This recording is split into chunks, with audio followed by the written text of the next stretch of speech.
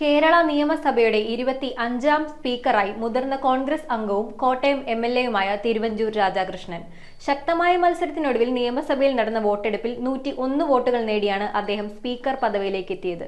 നിയമസഭാ സ്പീക്കറായി മുതിർന്ന കോൺഗ്രസ് അംഗവും കോട്ടയം MLAയുമായ തിരുവഞ്ചൂർ രാധാകൃഷ്ണനെ തിരഞ്ഞെടുത്തു.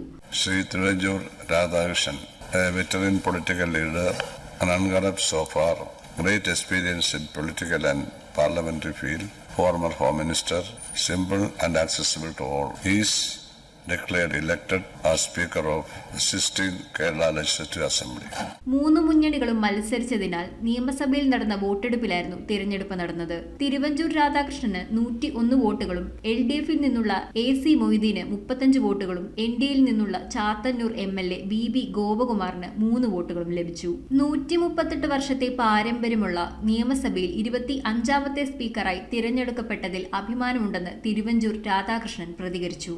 തിരഞ്ഞെടുപ്പിന് ശേഷം മുഖ്യമന്ത്രി VD സതീശനും പ്രതിപക്ഷ നേതാവ് പിണറായി വിജയനും ചേർന്ന് തിരുവഞ്ചൂർ രാധാകൃഷ്ണനെ സ്പീക്കറുടെ കസേരയിലേക്ക് ആനയിച്ചു. News desk metro 7.